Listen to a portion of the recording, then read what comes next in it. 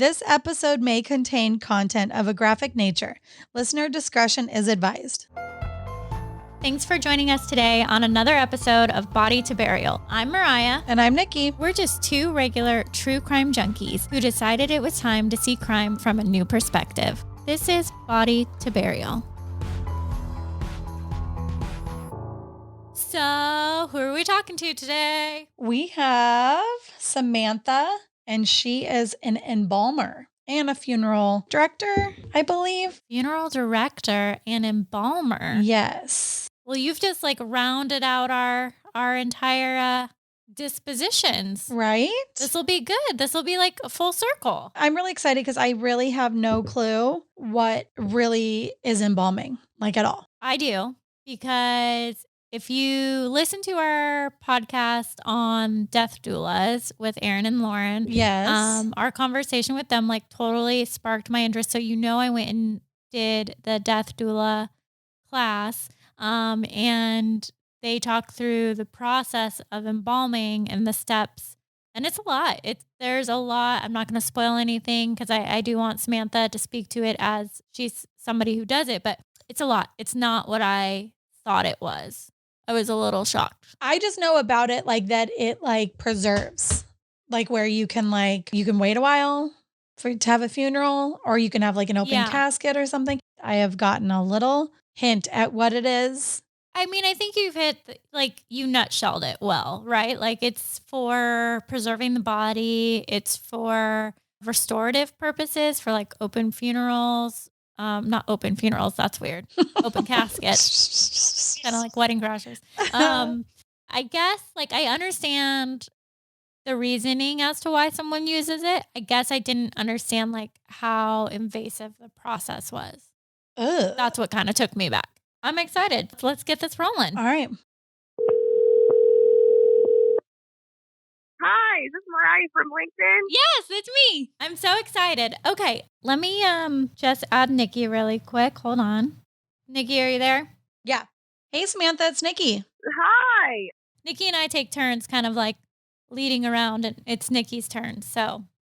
Good. Sounds good. I know nothing about embalming. I'm excited to find out about it. Yeah, she wouldn't let me tell her anything because I did a class a while back to kind of get some information on being a death doula. And they did a section about kind of all the different disposition methods and things involved. And so a section of it was on embalming, but Nikki wouldn't let me tell her anything. So she wanted to hear it direct from a professional. Yeah, because I find it better that way. Then I know nothing. It's like a clean slate. So I guess in one sentence, how would you describe your job? Oh, goodness. In one sentence. Or maybe 2, 3. I mean, interesting, and you never know what you're going to get. And every single day is different, and you got to be prepared literally for any situation. When I chose this profession, I mean, I came from a family of salespeople who work in cubicles, and I just never gravitated towards sitting in one spot the whole day. I wanted something completely interesting and off the walls and different than my family. And I mean, that describes embalming to a T. It's definitely not traditional, I would say. Yeah, I do enjoy it though. I mean, helping people is the biggest aspect of it. It's very hard to find people who say, I want to grow up to be an embalmer. But when you do find your way into embalming, you help people in the most gratifying way. And literally, when you receive a hug from a family after a long, strenuous time preparing their loved one, and they, with tears in their eyes, they hug you and say thank you. That's literally why I chose to do this. It's just worth it. I can see that and how that would be rewarding for you. You mentioned it's not a bunch of little kids run around saying I'm going to be an embalmer. So how did you get turned on to embalming?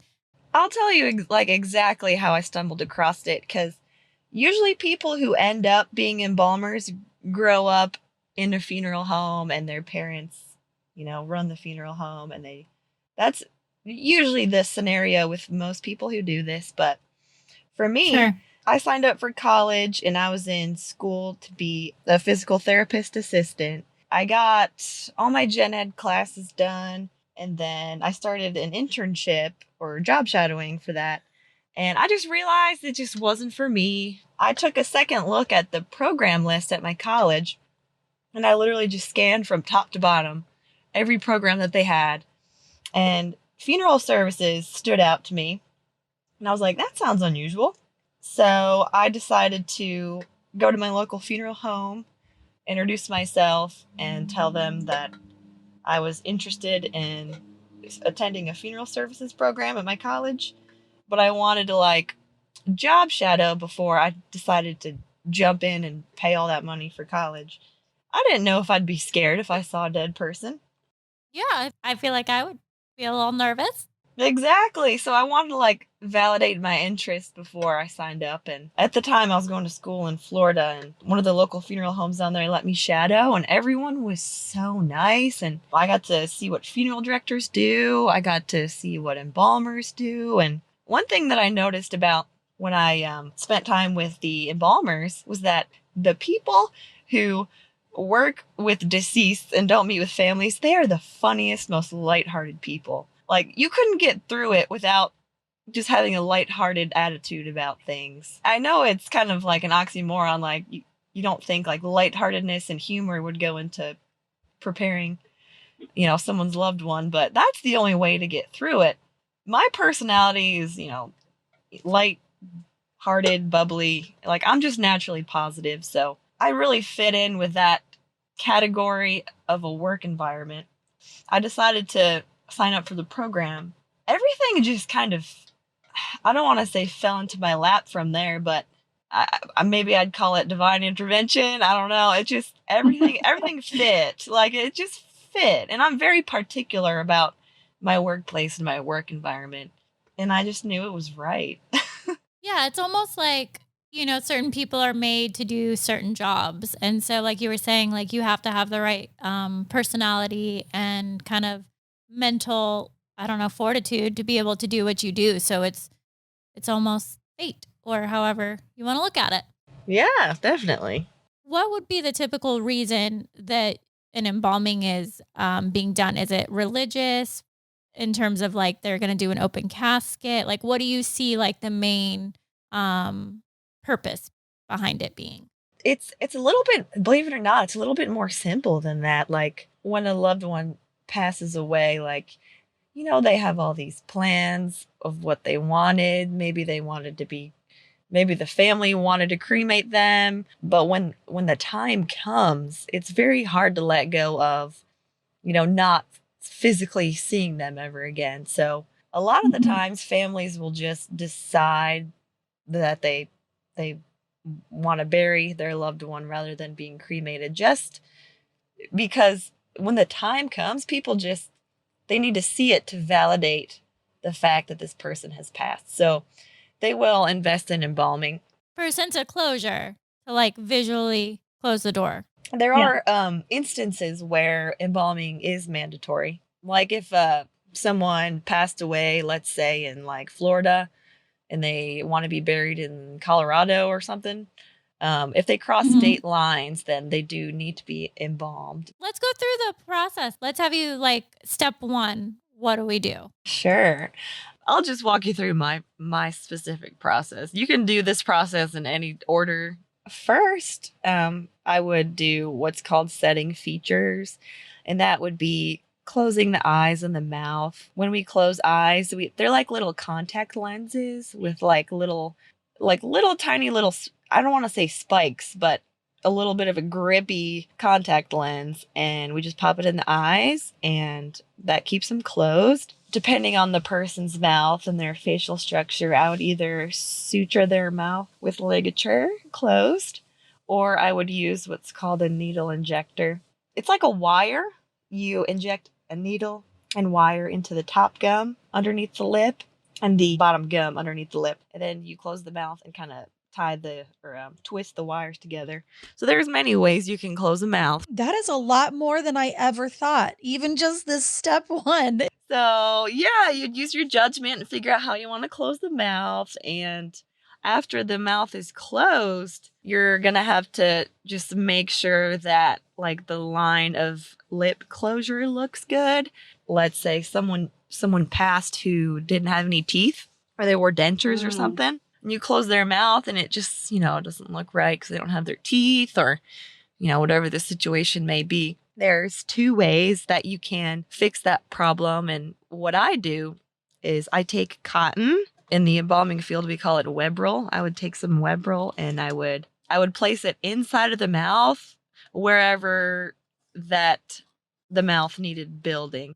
Quick question. Why couldn't you just put the dentures in that they used to wear? Yeah, so you can. Sometimes they don't have, like, the family can't locate them, the family doesn't bring them, or they died without them and the removal happened before the family brings the teeth in. There's many scenarios. Yeah, so I could either pack the mouth with web roll cotton, or some embalmers use what's called a mouth former. It's like a plastic insert that you just pop into their mouth, and it just makes everything look natural. Yeah, I was picturing like a night guard, or like the football mouth thing. Yes, that's what I was picturing. That's what I was picturing too, Nikki. Like a hockey player or something with the little thing. Okay, I'm ready for step 2.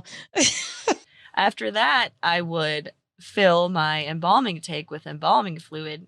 Each type of embalming fluid has a different potency of formaldehyde. So I would take a look at the deceased individual and I would kind of evaluate, how much formaldehyde I think that they're going to need, and any like supplemental fluid I'll need to use depending on if they have jaundice, if they have edema.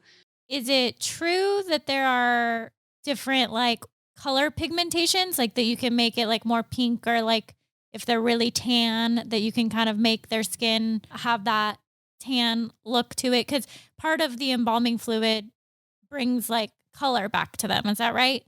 Yeah. So there in some embalming fluid has dye mixed in, and there are some embalming companies who make fluid that doesn't have any dye in it, and you can just buy dye on the side and mix that into your embalming solution. And there's many different color dyes, and you were exactly right in that aspect. Okay. And then the other one that I had heard about, that again, I don't know if it's factual, is that you can get scented embalming fluid. Yeah. What?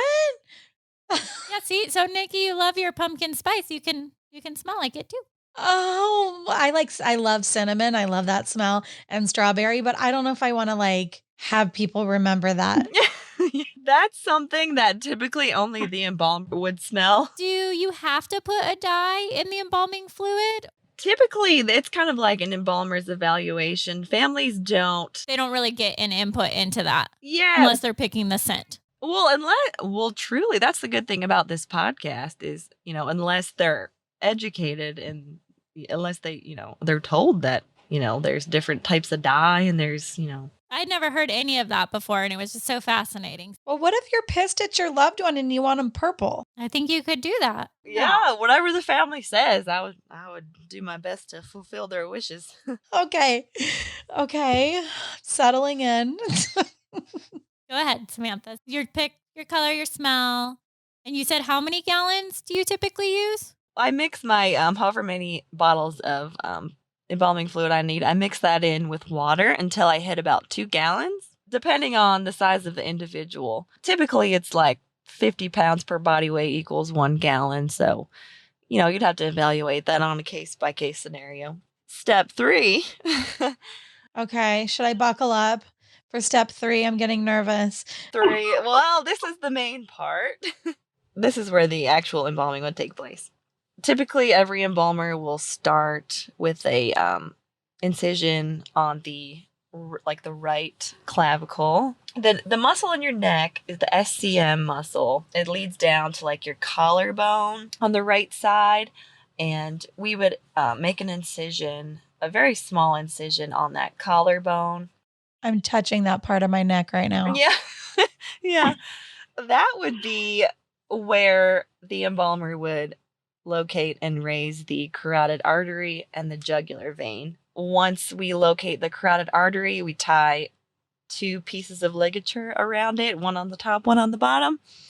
And we would do the same with the jugular vein, and they're typically right next to each other.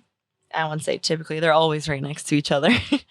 From there, we would make a small cut in the carotid artery, and we would insert the arterial tube. The arterial tube is attached to the embalming machine with all of the fluid in it. We put it in the carotid artery, and we secure that, tie the bottom string around it so it doesn't pop out. That's going to be the point where we inject the embalming solution. And while we inject embalming solution, we have to drain the remaining blood from the deceased. So we would have to make a small cut in the jugular vein.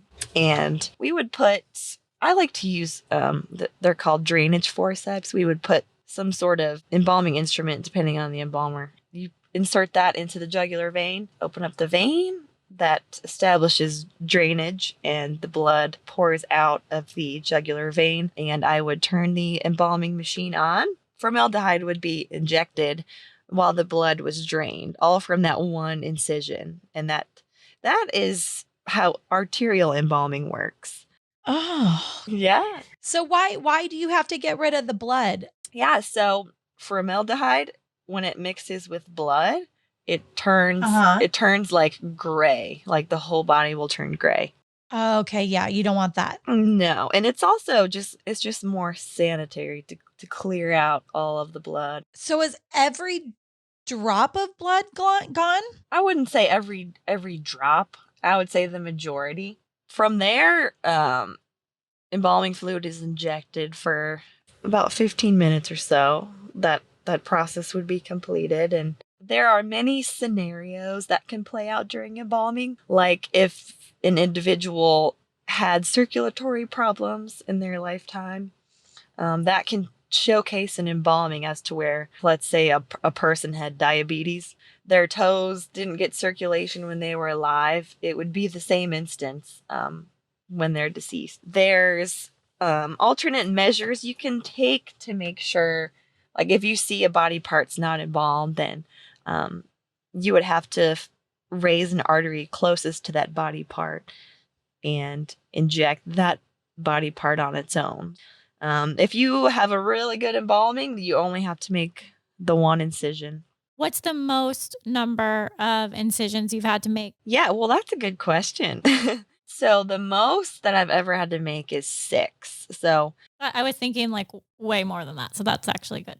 yeah, well, embalming terminology, it would be called a 6-point or a multi-point. So that would be an incision on the right collarbone, on the left collarbone, right inside of the arm, left inside of the arm, the right thigh, and the left thigh would be the maximum. Kind of each limb and each side of your head.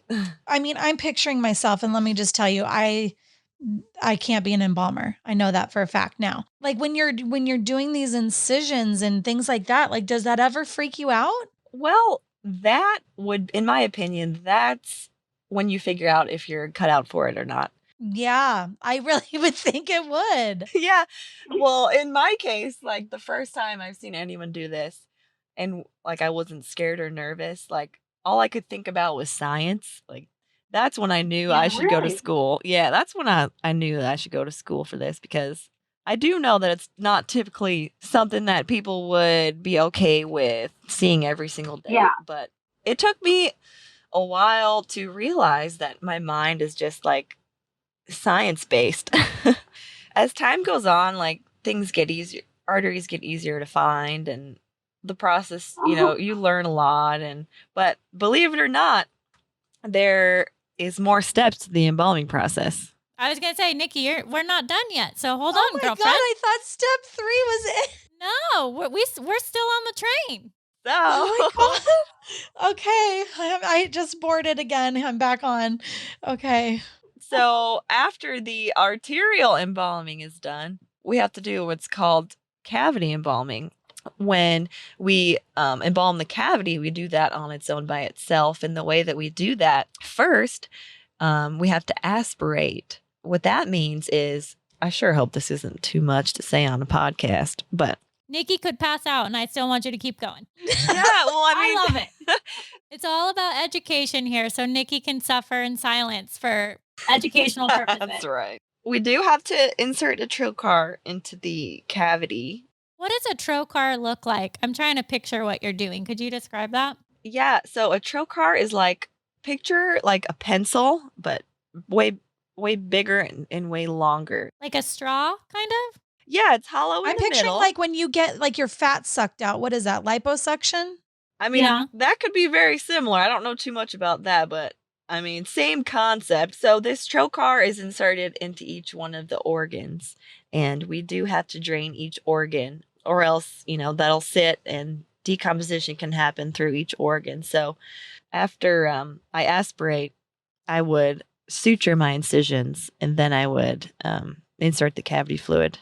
From there, we kind of plug that hole up. Now, is that because so that like fluid doesn't come out? Yes, exactly. Nikki, sorry, I'm going to make her go graphic here, but there's more than one place that you have to close up holes. Is that correct? Well, if I just had to use that one incision on the right collarbone, then I would just need to suture up the one. But if a person, was a 6 point, then I'd have to suture up all 6 before I inserted the cavity fluid. I had heard like that they put like tampons up like your bum so that fluid doesn't leak out. I haven't heard of anyone using a tampon for that, but I suppose you could. Yeah, so we have what's called an AV plug. It's like a plastic plug. Yeah, like a cork, like a wine cork. Like exactly. And you don't always have to use those. And what about for females? Do you have to close the vagina? Oh my God, you just said vagina. I just said vagina on the podcast.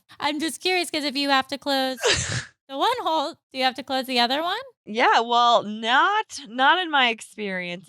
Okay. The reason we don't is because when we aspirate the bladder. So you can typically drain the bladder that way. There's no none of the embalming fluid is gushing out. No. Okay, that's what I was picturing. And Yeah, why you would even need to do that. Was that it was going to gush out and leak out. But then I was thinking about your nose. Would it run out your nose? You guys are asking some good questions. I'm just picturing every part of my body that could have embalming fluid coming out as we speak. Yeah, well, in embalming, there's oftentimes a problem called purge. Purge can come from many different places, but let's say an individual had a big stomach, and when they lay down, that stomach pushes down on their organs, and fluid from their organs can come up their esophagus and up through their nose. So that can be a problem. But we have a nasal aspirator.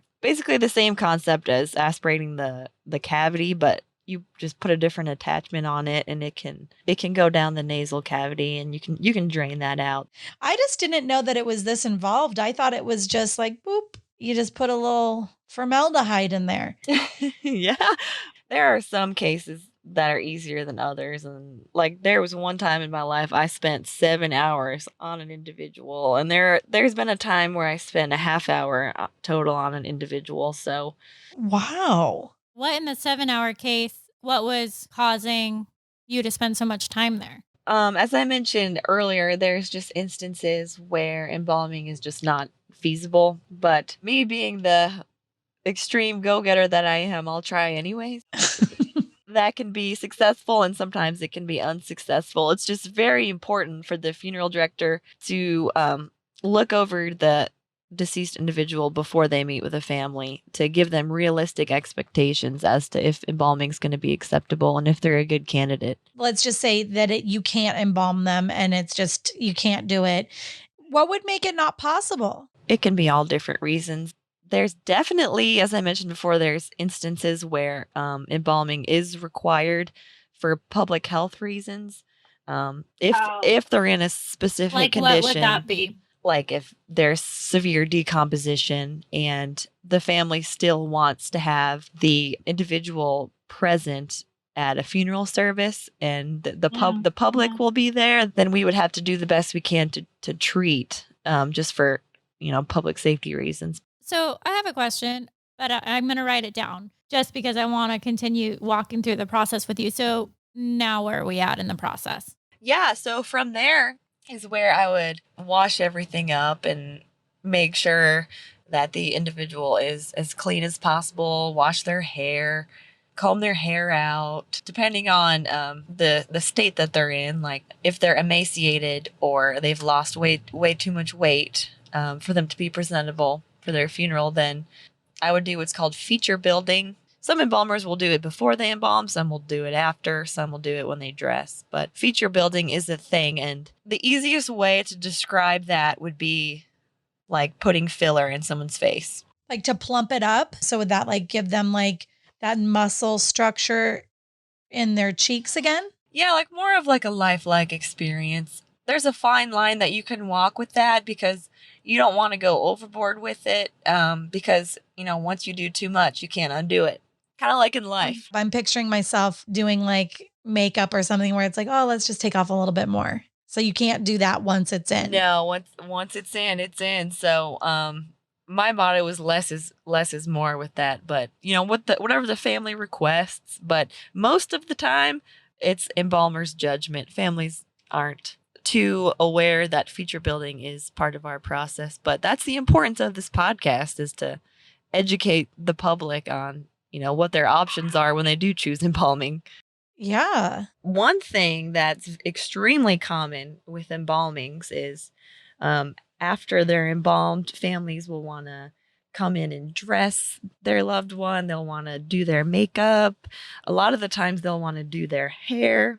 Can you do that after you embalm? Because I don't know much about embalming. Does that make it to where like then you can prepare them? The embalming process basically just kind of dries everything up and hardens everything up. So it's actually easier to do, for me at least, it's easier to do makeup after things are dried up and preserved. Could you color someone's hair? Is that something a family would have you do, is color someone's hair? Can you even do that at this point? So that's another really good question. We cannot color hair after someone has passed on because there's no warmth to process the color. It's one thing that's common. I've never done this myself because I use a different option, but there have been hairdressers who have come in and done a rinse. I'm not too familiar with that process, but it's been done professionally by a hairstylist in my experience. But what I usually do is, that root touch-up spray that they have? Yeah. I typically just use that. It works just as good. Believe it or not, that goes along with makeup too. A lot of the times, families will come in and they bring the makeup that their loved one has used in their life. They want to use that foundation and everything. And although it does work, like it does work, but a lot of the times the next day, little discoloration spots could pop through the makeup because traditional makeup that you and I use, that foundation, it activates with warm skin as well. That helps set the makeup. So what we have in the field is proper mortuary makeup that works well with colder skin. And keep in mind, this skin is going to be preserved and hard. It's not like soft and pliable.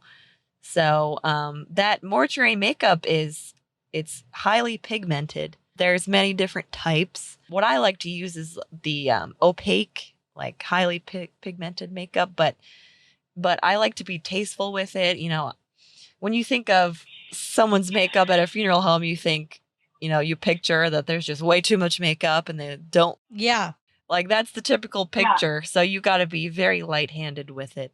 Is it like an airbrush? We do have airbrush, but the only time that I ever use it is if someone's skin is so fragile that I have to do their makeup without touching them. That's pretty rare, but families do come in and want to do makeup themselves. And whenever a family decides to do that, I always tell them that I really respect them coming out and showing their support in that kind of way, because that's something that's so hard, but they'll remember it forever. Mariah, if you need an embalming, I can't be a part of your process. You're just gonna leave me hanging. Huh? I will meet you afterwards. Okay. And I'll brush your hair and do that. But yeah. All right. I can respect that. So a person's embalmed. How long, I guess, are you preserved for? In funeral service, like the answer you're supposed to give to that question is you're preserved long enough for you to have your funeral. There are instances where, for example, in Hawaii, I do know that it's tradition for them to do an embalming and have a funeral months and months and months later. So the embalmer would have to use extremely high content of formaldehyde in order for that to happen. But typically, like here in Tennessee, families will have a funeral days after a person's passed, sometimes even the next day. We kind of coordinate the embalming fluid towards that.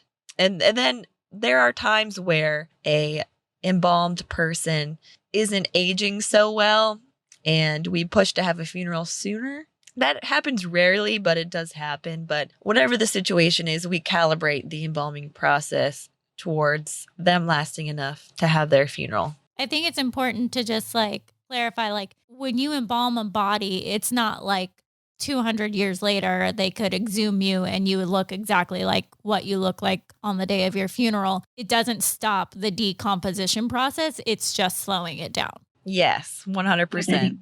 Okay, so like let's get let's just say like the people in Hawaii where it's months later.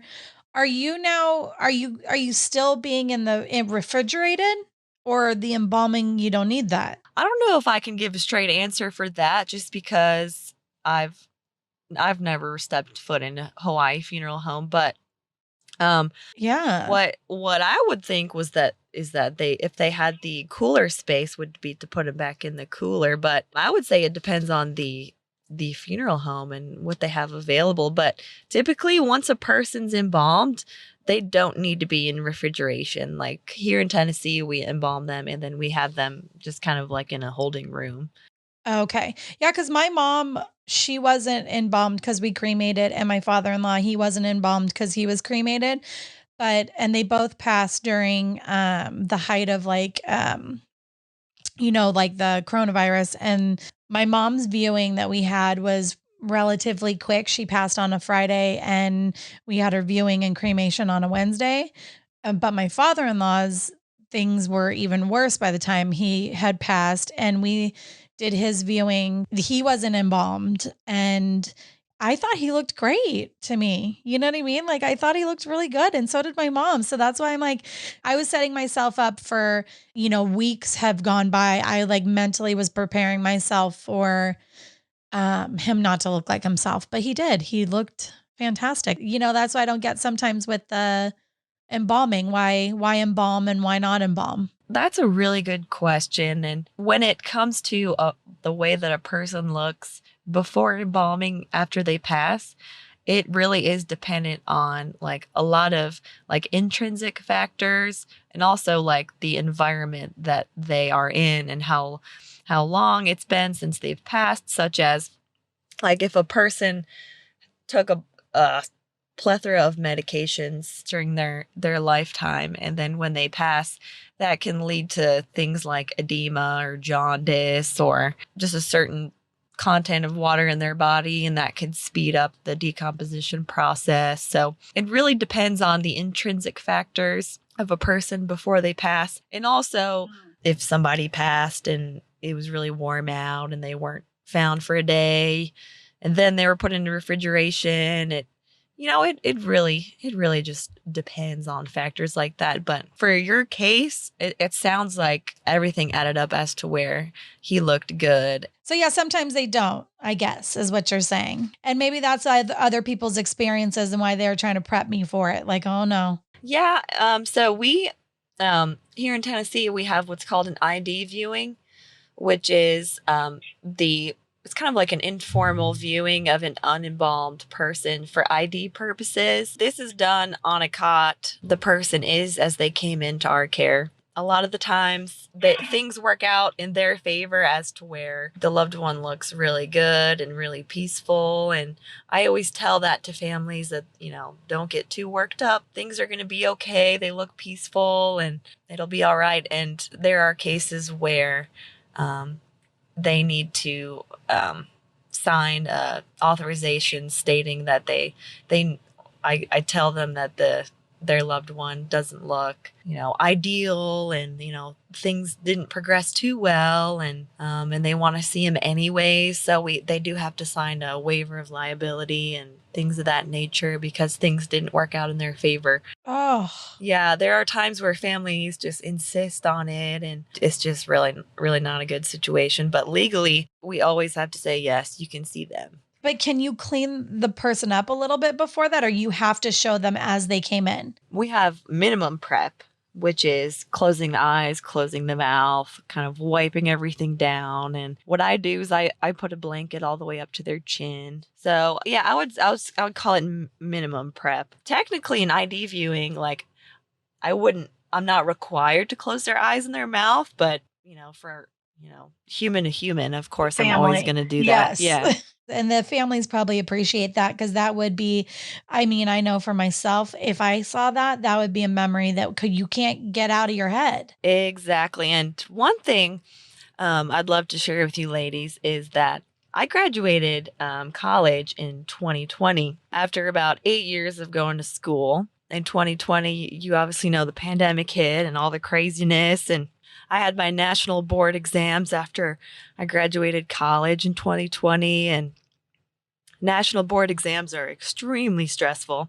So I was going through some extremely stressful times in 2020, and then, believe it or not, I had lost my little brother to suicide. Oh, I'm sorry. So sorry. Yeah, at 23, that was like such a whirlwind amongst graduating college and taking my boards.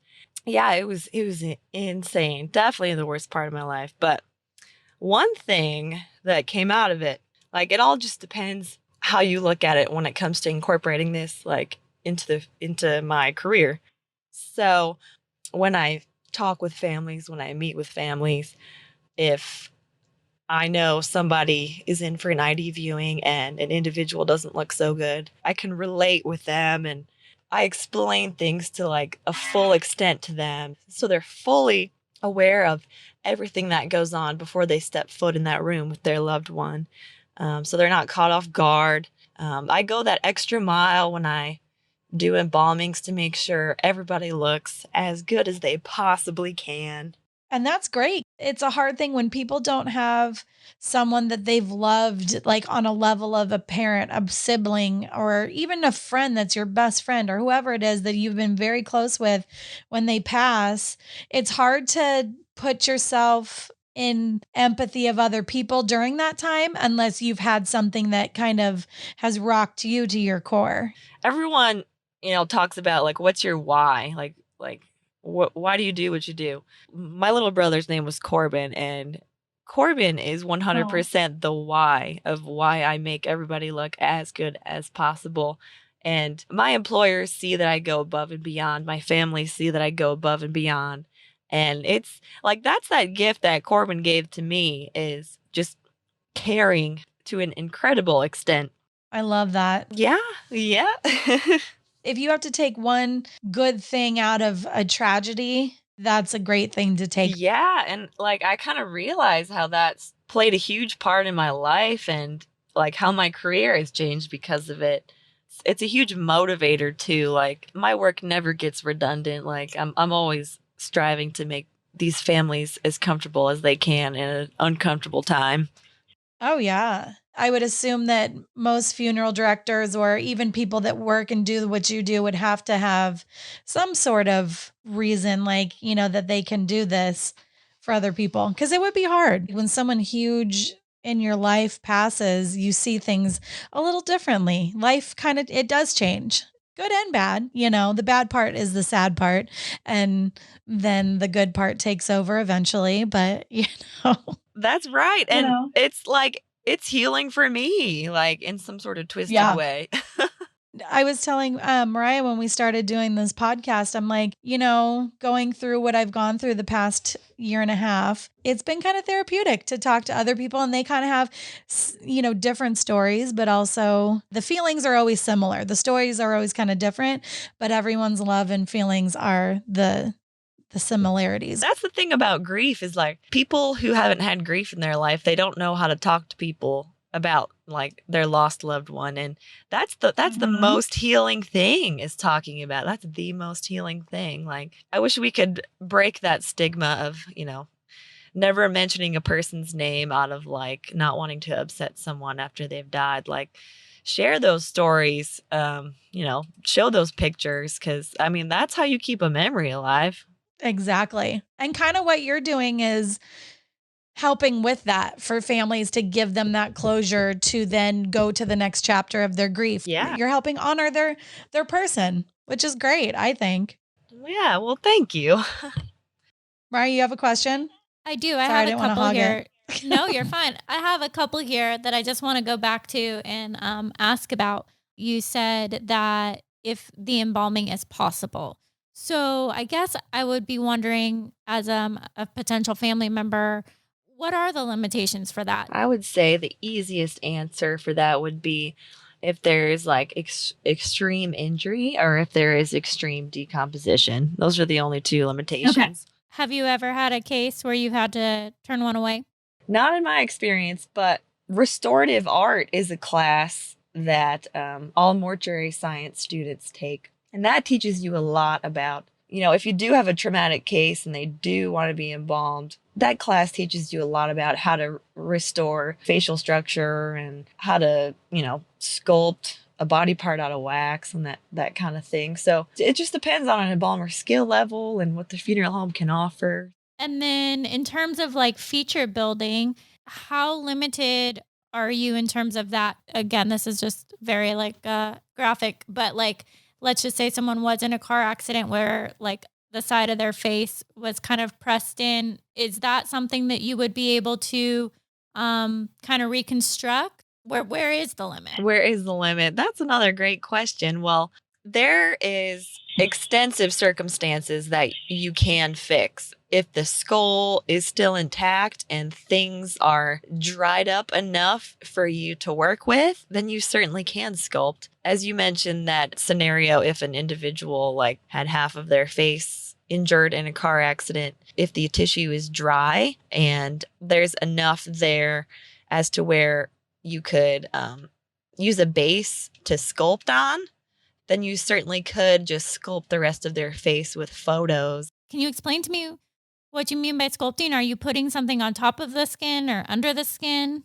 Yeah. So what I would do in that scenario is I would use, it's called drying. I would use a ton of cauterant to make sure everything's dry. And then I would use that molding wax. Yeah. Mortician's wax. Like because I mean, it's just like quick things that you can use it for. Like if you want a bullet hole or, you know what I mean? You want to, Nikki's done, just so everyone knows, Nikki's done like special effects makeup. Yeah. So that's what I'm picturing. Like, I don't like just give random people bullet holes just for fun.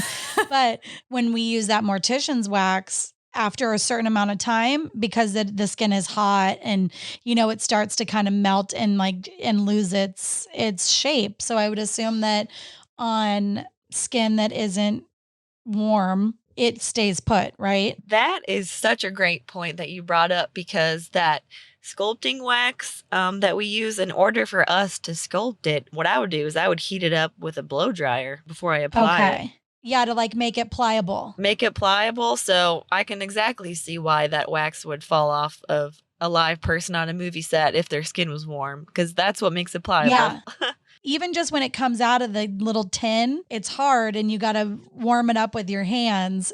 So you heat it up and then you can kind of form it to a cheekbone or whatever else. Yeah. And so if I were to do a complete reconstruction like that, I would not use tissue builder, because that's more just for kind of filling in features. That's minor reconstruction, but a major reconstruction would be sculpting completely out of wax. And there are instances where you put wax and you recreate the face, but then maybe they need an ear, so you take a big block of wax and you sit down at a desk and you sculpt a really nice ear.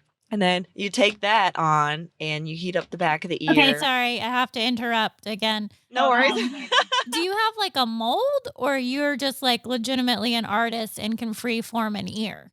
Myself, I've never used a mold. I always sculpt, but there are prosthetics that they do make, but that can get pricey for funeral homes. And those cases that need that, they're pretty rare. So it's not always feasible to invest in those. It's like I can't make anything out of Play-Doh. So like here I'm thinking like I have to like form an ear. I would be so screwed. You have to, once you have reference, like if you have a picture or like you have some artistic can't look at a picture and Play-Doh something. I'm telling you, we've played enough board games together that you should know that there's no way I could sculpt an ear. So Samantha, you're an artist because there's just no way. You do have to have some, a creative side to you. One thing I'll tell you, it's actually pretty funny.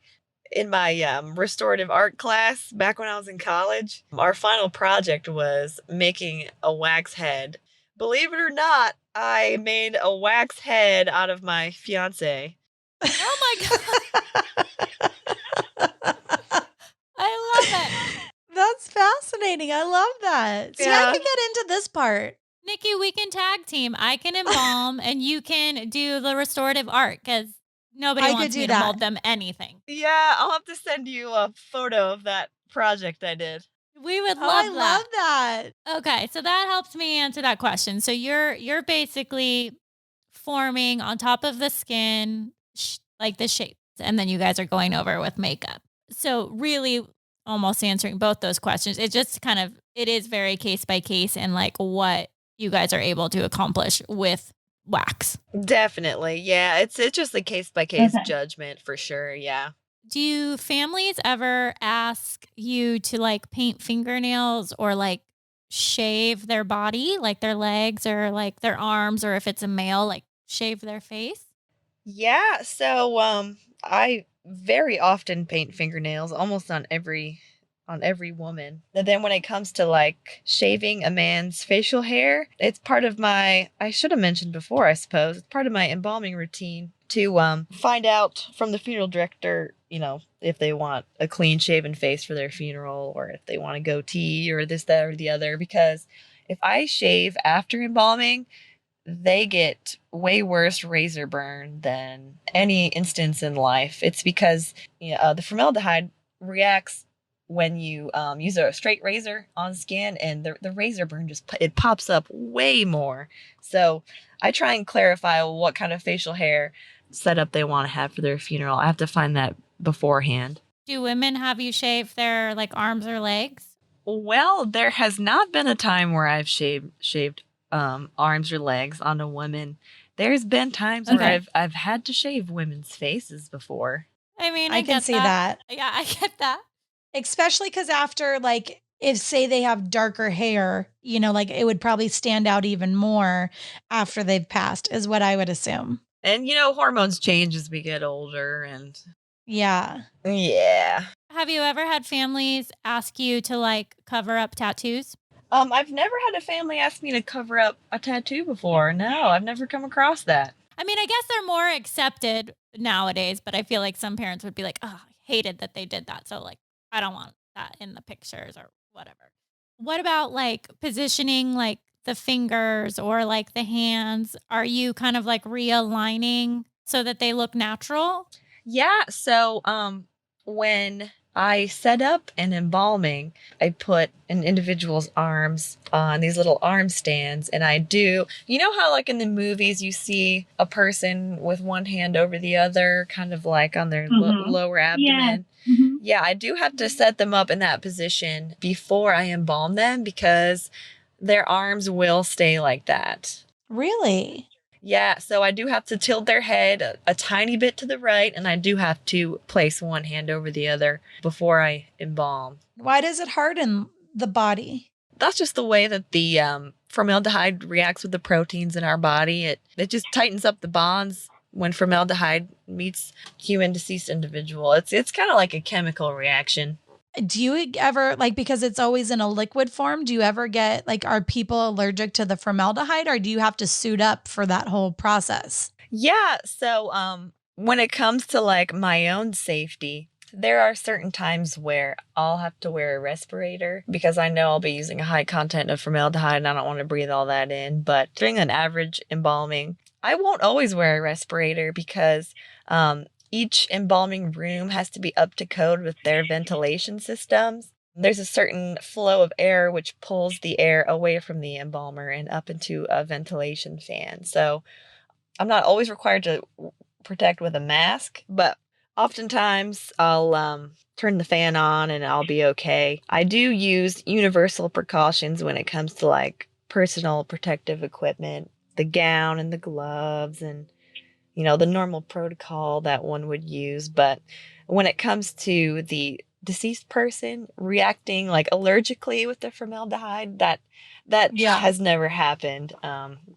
That's not typical. That's more of like it affects your quality of life, like if you're exposed to it in your lifetime, but after death, it's strictly a preservative. It has no adverse effect. I think that people don't know the dangers that go along with working with formaldehyde. Yeah, and I regularly get tested for tuberculosis and hepatitis. I go for routine checkups more often than an average person, just because I do have a dangerous Is that because all the fluids? Well, I mean, I'm exposed to a lot of different diseases, so I do keep up to date with monitoring that. But that's something to be aware of for anyone who's thinking about becoming an embalmer. What about coronavirus? Has that done anything to your business? Well, there is no like concrete answer to that scientifically yet, but I will say in my experience, I've embalmed without a mask on. I want to say hundreds of deceased individuals, and I've never caught it from an embalming process. So, yeah, but there's no like scientific proof of that just yet, but I'm sure there will be sometime in the near future. Kind of like those e-cigarettes or like, after 20, 30 years, then they'll realize it's not great. And then you're already screwed. Yeah, exactly. 30 years later. Samantha, I was curious if there is somebody that you have embalmed whose case has stuck with you. I would say more so when I was a student. I would say the first person who I embalmed who was my age. That was kind of like interesting thing to go through in your mind. Like, wow, mortality is real. Yeah. Yeah, I bet that sets that home. Yeah. Do you ever, like when they come in, do you know their cause of death? Like, do you kind of carry their stories, do you feel like? Maybe this is why I'm cut out for it, but I have a line in my mind that I draw as to where, I don't know if you want to call me a master compartmentalizer, but sure. Yeah. I can't carry it with me. It's part of my mental health. It's just where I draw the line. One thing that I have learned from working in the death care industry is I've learned how to value my own life a lot more. I've learned to value each moment as much as I possibly can because I know this can end at any age, at any time. I carry it with me in that way as a reminder to live my life every single day. I don't know. It just teaches me a lot about life. That's a beautiful ending to like your segment, truly. Like that's the best close I've ever heard. Yes. We can just close out by just a few little fun, easy questions, and then we'll let you get on with your evening. Sure. So this is one that we ask everybody. If you had to pick a theme song for your job, what would it be? Oh my goodness. Oh no. Oh man. I don't know. This is a tough one. I'll tell you why it's a tough one.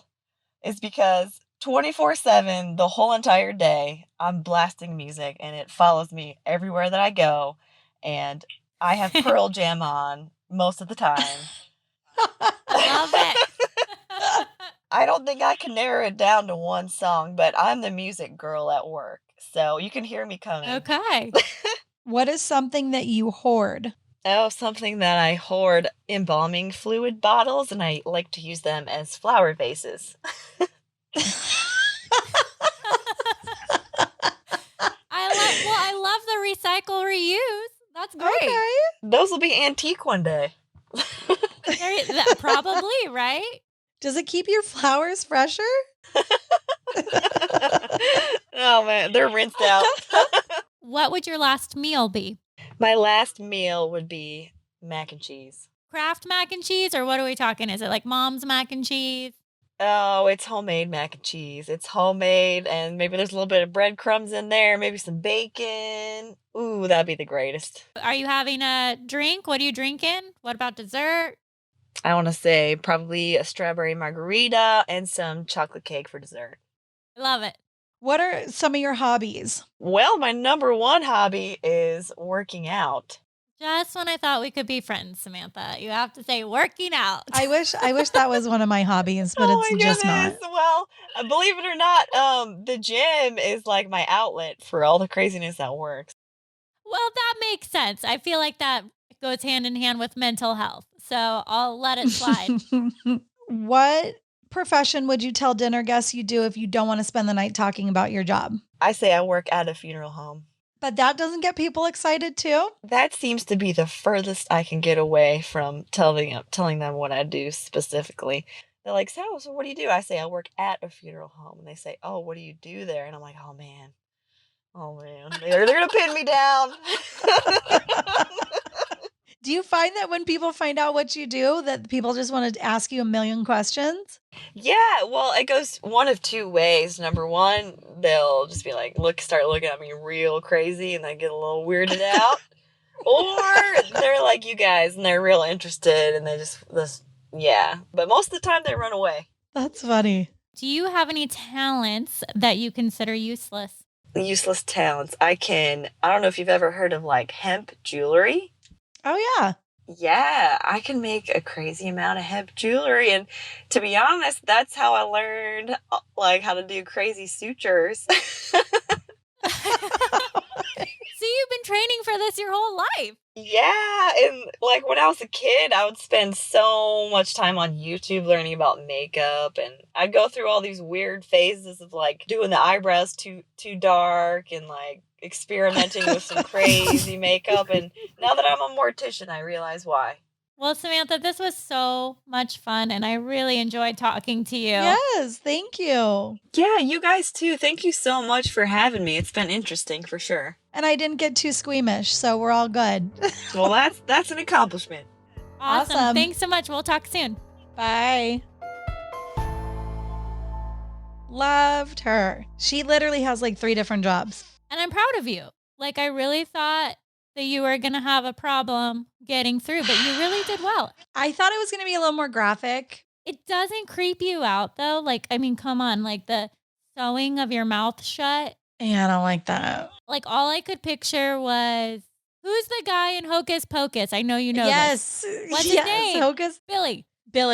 That's all that I think of it. And I know you don't see the wires, obviously, but it's just like something about having my mouth sewn shut feels very like you're like taking my voice away. I don't know. I don't like it. I don't like that. I really felt like it was Billy. And then when he had to like cut his mouth open. Yes. And the moths come out. No. Yes. I mean, I get the purpose of it, right? From like a cosmetic family viewing. I logically can wrap my brain around that. But the act itself to me just, I don't know. I don't like it for some reason. It kind of like gives me the heebie-jeebies. I feel like the whole process is a little like violent. Like you'd have to like really stab. Yeah, because like think about that. You have to like stab into the organ to like drain it. I was picturing like a liposuction, and you know you've watched those are it on aggressive. like it's like that's what I mean. Yeah. When I'm watching liposuctions, I'm like thinking like, how the hell is that not puncturing through someone's like spleen? And they're really getting it. Yeah. Like that like needle is like in there. Yep. The butt plug stresses me out a touch. See, I'm really interested because it's like I'm glad that she cleared that up because from what I understood, like everybody got a butt plug. And the vagina got a plug. So I'm glad that she clarified You're that. You're killing me with the vagina. Sorry. But JJ, what do you want me to call it? Your special You're killing me. That is more graphic to me than this whole process. I'm sorry. In our household, we use the atomically correct things. I mean, vagina is just a really aggressive but I mean, word it's a for fair me. thought. It's a fair thought because stuff comes out. So you would think you'd have to close it up. I mean, if you Oh have to my plug your God. nose up, how do you not have to plug that up? What if it just closes on its own? I mean, okay. There's just too many holes that need to be plugged. That's the thing. It's Your just like it's ears, coming out of your everywhere. nose, It's just like your eyes. everywhere. Oozing out. Well, what about the peen head? The little dot. I'd see. I where you feel go like pee. it wouldn't like leak out of there because for it to come out for boys, they have to like use their muscles. Well, I mean, I guess we use our muscles too. But Thank I you. feel like it's a bigger hole. It's just like open. I don't know. It's also a hole. Is I there a don't little know. peen plug? Maybe. Maybe there's a peen plug. Maybe. Or put a little wax on it. Just like close it up. I wish we would have asked her about the peen hole. Maybe I'll just send her a little follow-up text. Because that's We're also not going to be able to sleep unless we know. I don't know. I mean, if you take apart all of that, right? And you don't focus on that bit. I picture it as if like, because I always go dark. So if something happened to my kids and this was like my last chance to see them, like to be able to see them in a state that is like true to who they are and not what happened to them, like that is such a beautiful gift. No, that is. To have like your like last visual memory that you can file away. Because my experiences have never been scary, but now I know it could be not the case. Like, yeah, I mean, if something traumatic happened, like they were in a car accident or something and their body went through some sort of trauma. Everyone that I know that's going to be dying is just, they go night-night. That's it. We hope. We hope. That's the goal. But the way that she talks about it and the way that it's like paying tribute to her brother, like that's such a beautiful way for her, like you said, to find the positive in an absolutely horrible situation. So good on her, It's definitely a job that I didn't think that it did so many things, like the sculpting. Like it's literally like she has 4 different jobs. Well, I'm telling you, there's no way I could sculpt. I'm dead serious. Like I could probably get my way through the embalming. But when it came to like resculpting a face, you don't want me doing that. You do not. Like if there was like a little ear mold and I just like cut it out like a cookie cutter. Okay, sure. I could handle it. But like free handing somebody's face, no way. There's no way. You have to be somebody who like can manipulate that stuff and who's worked with those like I just don't see how someone like me would ever survive that job. You never know. I think next time we're together, we're going to have to do like a Facebook Live and we can mold an ear out of your wax. Oh my God, yes. We'll see if I could do it. I'll send you some wax and we could see who does like a better ear. I really don't think I could. You could do a nose. Start with a nose. We'll try. It's going to end up looking like Steve Carell's nose. Like very triangular. But I will say, you're right. She's like multi-talented. There's a lot going on in her workday. Yeah. But I think the real final question that everyone wants to know is what scent do you want to smell like? Can you believe that that's an option? I don't know if I like that part. A little baby powder, new car smell. Like I'm telling you at the car wash when they're like, what smell do you want? I'm like, ugh. Like I'm always torn between lemon or strawberry. I don't know which one. I like a lemon. It's fresh. Or I go with like coconut tropical. No, that's too coconutty. And then what happens if they put too much lemon and then now I'm gagging on lemon yeah. for like a week? Yeah. So then I usually go with strawberry because it's more subtle, but then sometimes it's not as strawberry as I like. So it's a big dilemma. And this is your final smell. You're going to smell like this forever. Eternity. That's my final smell. That's a lot of pressure. That's a toughie. Yeah. I don't think I want the smell.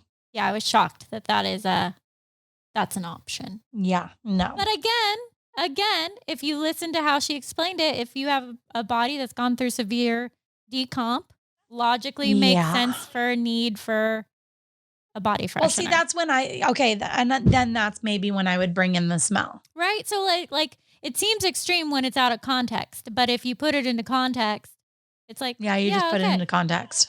Yeah, now that you just said it like that, then lemon scent isn't so bad. Little lemon poppy seed muffin. Easy peasy.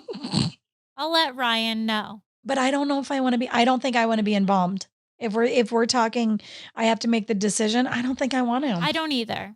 I really don't either. I don't see the need for it.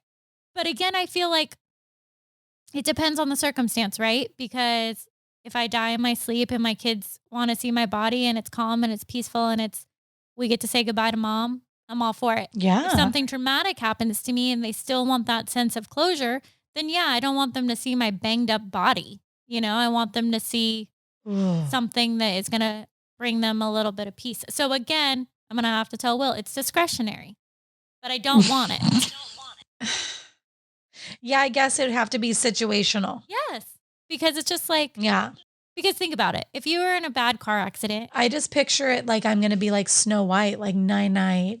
Not if you were like in I've a never car pictured, accident. but I've never pictured that. I don't think that's my path. Well, I hope that it's not. I hope that it's going to be peaceful and beautiful. Yeah, even in a car crash, I just think it's like, good night. No, my mom has literally terrified me because ever since I got my driver's license, true story, every time I would leave the house, she'd always be like, make sure you have clean underwear on and that you're shaven because if something happens to you, you don't want to be embarrassed. No joke. Oh, really? So I've always thought about it because I'm like, I don't want to be dirty. No, I've never thought about that. And you should see half the time I get in the car, I'm like, ooh, a hot mess. Today's not the day. Yeah. Half the time I don't know where my shoes are. Well, see, no. And then I'm like praying to God there's sandals underneath my seat. And then when there's not, I just don't get out. Like at school drop off, if anything happened between the morning and school drop off in the state that my clothes are in and the way that I look, it's not a reflection of who I am. You're going to be like, look at my mom, such a bum. She hadn't even brushed her hair or her teeth. Like, great. Seriously. She has some mismatched clothes. Half the time, no bra. Or like I'm too lazy to even just like take the top off to put the bra like fully on. So then the straps are just hanging. Oh, that's the best. Because then I'm like, I'm going to be home in 5 minutes. Yeah. You're just like quickly covering the girls what's up. the point? Yeah. Yes. Maybe tomorrow at drop off, I will put the bra on. That's a big commitment. I mean, tomorrow could go crazy. We all know how getting out the door on a morning is. All right. Well, we'll see who's next on our list. All right. I loved her though. I thought she was great. All right. Well, until next time. All right. Bye.